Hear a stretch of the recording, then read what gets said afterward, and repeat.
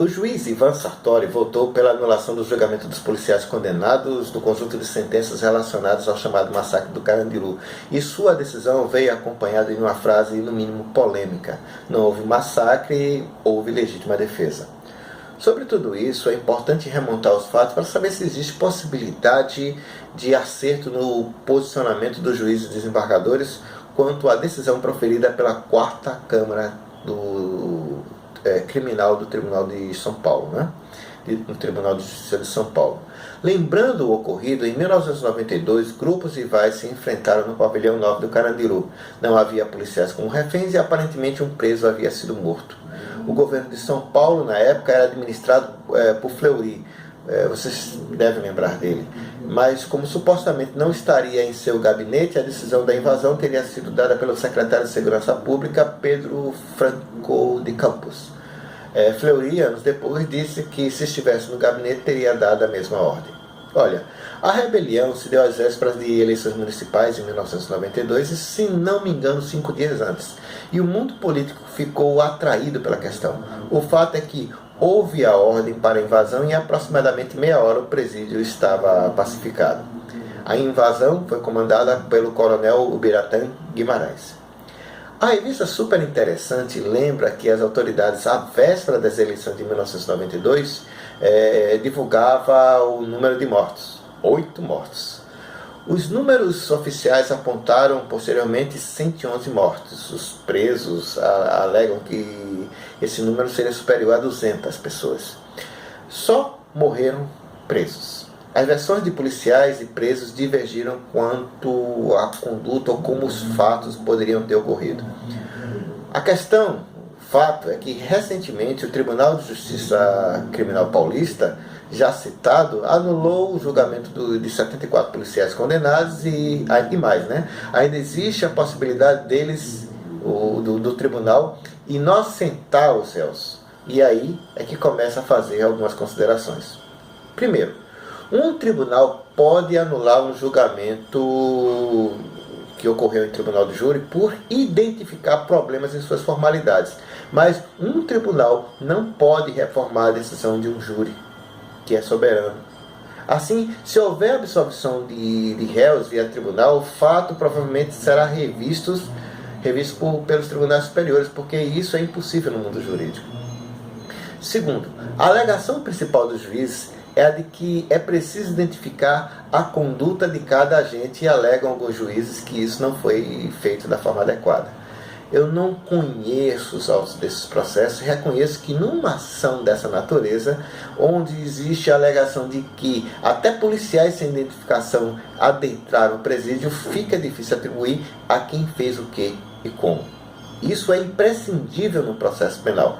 No entanto, temos que ser sempre céticos e ouvir o que o Ministério Público tem a dizer, pois, de certa forma, parece inverossímil também dizer que não tem provas contra ninguém. Terceiro, houve uma absolvição dada ao Ubiratã, dada também por um colegiado especial de São Paulo, que considerou que o coronel agiu dentro do estrito cumprimento do dever legal. Repito, a decisão de um júri é soberana. E se não pode absolver 74 policiais, como foi o caso agora, não poderia ter absolvido o Ubiratã. E no máximo, o que poderia ser feito é anular o julgamento. Quarto, para um número considerável de pessoas, bandido merece ser morto. Mesmo que mais de 80% daquelas pessoas que foram mortas não tenha sido sequer julgado. Para boa parte da população também, algumas pessoas não são merecedoras de direitos, especialmente pelo tipo de coisa que fazem. Isso implicaria numa discussão sobre a pena de morte, que não é o foco desse vídeo. Porém, de uma forma breve, eu posso dizer o seguinte: se você torna legítimo um ato desses, acaba permitindo que seus autores em algum momento se voltem contra você. Cidadão de bem, que supostamente não deve a ninguém, não é um criminoso. Repito, a questão é bem mais ampla, mas não é difícil de entender. Um dos argumentos é que policiais que muitas vezes estão ligados a crimes podem estar recebendo a sua carta branca para ganhar dinheiro executando os maus. E quem sabe, os bons. Não são poucas as vezes que vimos vídeos onde alguns policiais abordam trabalhadores na rua e batem seus rostos, os humilham atrás de propinas e informações. Mas, repito, a questão é bem mais ampla e oportunamente abordaremos a mesma de uma forma talvez até, quem sabe, mais completa. Isso bem no futuro, né? Que agora eu estou meio corrido. Quinto, essa decisão repassa ao mundo inteiro, essa decisão recente repassa ao mundo inteiro que aqui não se faz justiça. Que se dane o mundo? É uma pergunta, né? A justiça brasileira está com a credibilidade já abalada, né? Na busca de se fazer justiça, o próprio STF tem atropelado algumas coisas, o juiz Sérgio Moro tem dado diversos exemplos, por mais nobres que sejam os motivos apontados por ele tem desrespeitado sistematicamente aquilo que a gente considera como lei. E o nosso TRF da 4ª Região apenas diz que a Operação Lava Jato, por sua natureza, admite que sejam adotadas decisões excepcionais, pois não é um processo comum. Sexto, sobre a primeira frase dita nesse vídeo, de que houve legítima defesa e não massacre, ela é de uma infelicidade imensa, eu repito, né? Claro que um juiz tem a liberdade de formar sua convicção, mas eu me preocupo com a capacidade cognitiva de nossos juízes, que têm dificuldade de entender o conteúdo dos próprios processos que eles analisam. Ou isso, ou eles estão contaminados com muito conteúdo ideológico. Tem mais, julgar uma quantidade tão grande de policiais também requer muita coragem. Mas, como diz aquele dito popular, né? Quem tem cu tem medo, ou não é verdade? Não estou dizendo que nossos juízes sejam todos covardes, mas um ou outro pode ter alguns receios. Isso é um fato, né? Eu não tenho pena de presos, na essência da coisa. Mas acho que cada um deve ser tratado na medida da lei.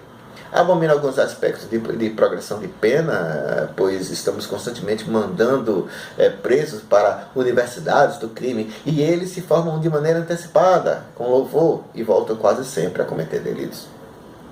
Nós não recuperamos presos. Isso é um fato.